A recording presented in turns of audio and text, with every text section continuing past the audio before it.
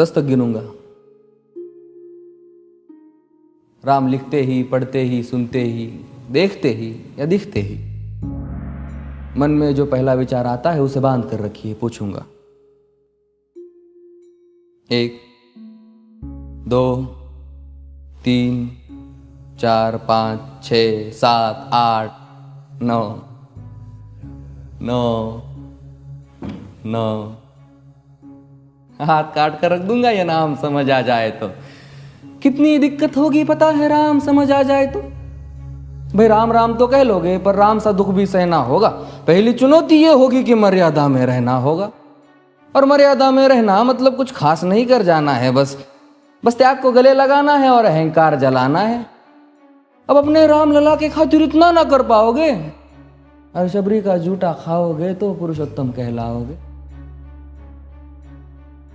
काम क्रोध के भीतर रहकर तुमको शीतल बनना होगा। बुद्ध भी जिसकी इच्छाओं में बैठे वैसा पीपल बनना होगा ये सब कुछ, और वो भी शून्य में रहकर प्यारे। तब ही तुमको पता चलेगा कि कितने अद्भुत राम हमारे। सोच रहे हो कौन हूं मैं? चलो बता ही देता हूं। तुमने ही तो नाम दिया था मैं पागल कहलाता हूं। नया नया हूं यहाँ पे तो ना पहले किसी को देखा है। वैसे तो हूं त्रेता से, मुझे कृष्ण किसी ने कलयुग भेजा है। भाई बात वहां तक फैल गई है कि यहाँ कुछ तो मंगल होने को है कि भरत से भारत हुए राज में सुना है राम जी आने को है। बड़े भाग्यशाली हो तुम सब। नहीं, वहां पे सब यही कहते हैं कि हम तो राम राज्य में रहते थे पर इन सब में राम रहते हैं। यानी तुम सब में राम का अंश छुपा है। नहीं मतलब वो तुम में आते हैं रहने। सच है या फिर गलत खबर? अगर सच्ची है तो क्या कहने। तो सबको राम पता ही होगा, घर के बड़ों ने बताया होगा। तो बताओ फिर कि क्या है राम। बताओ फिर कि क्या है राम। बताओ। अरे पता है तुमको क्या है राम? या बस हाथ धनुष तरकश में बांध, या वन में जिन्होंने किया गुजारा, या फिर कैसे रावण मारा लक्ष्मण जिनको कहते भैया, जिनकी पत्नी सीता मैया। फिर ये तो हो गई वही कहानी, एक था राजा एक थी रानी। क्या सच में तुमको राम पता है? ये वो भी आकर हम बताए। बड़े दिनों से हूं यहाँ पर, सब कुछ देख रहा हूं कब से। प्रभु से मिलने आया था मैं, उन्हें छोड़कर मिला हूं सबसे। एक बात कहूं अगर बुरा ना मानो, नहीं तुम तुरंत ही क्रोधित हो जाते हो। पूरी बात तो सुनते भी नहीं, सीधे घर पर आ जाते हो। ये तुम लोगों के नाम जपो में पहले सा आराम नहीं।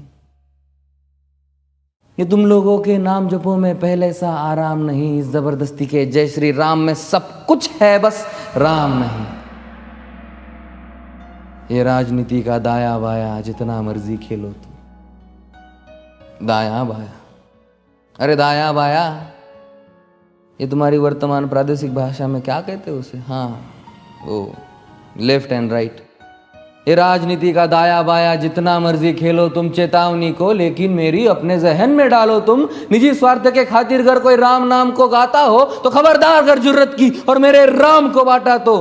भारत भू का कवि हूं मैं, तभी निडर हो कहता हूं राम है मेरी हर रचना में। मैं बजरंग में रहता हूं। भारत की नींव है कविताएं और सत्य हमारी बातों में, तभी कलम हमारी तीखी और साहित्य हमारे हाथों में। तो सोच समझ कर राम कहो तुम। ये बस आतिश का नारा नहीं, जब तक राम हृदय में नहीं तुमने राम पुकारा नहीं। राम कृष्ण की प्रतिभा पर पहले भी खड़े सवाल हुए। ये लंका और ये कुरुक्षेत्र यूं ही नहीं थे लाल हुए। अरे प्रसन्न हंसना भी है और पल पल रोना भी है राम। सब कुछ पाना भी है और सब पाकर खोना भी है राम। ब्रह्मा जी के कुल से होकर जो जंगल में सोए हो, जो अपनी जीत का हर्ष छोड़ रावण की मौत पे रोए हो। शिव जी जिनकी सेवा खातिर मारुत रूप में आ जाए। शेष नाग खुद लक्ष्मण बनकर जिनके रक्षक हो जाए। और तुम लोभ क्रोध अहंकार छल कपट सीने से लगा कर सो जाओगे तो कैसे भक्त बनोगे उनके, कैसे राम समझ पाओगे?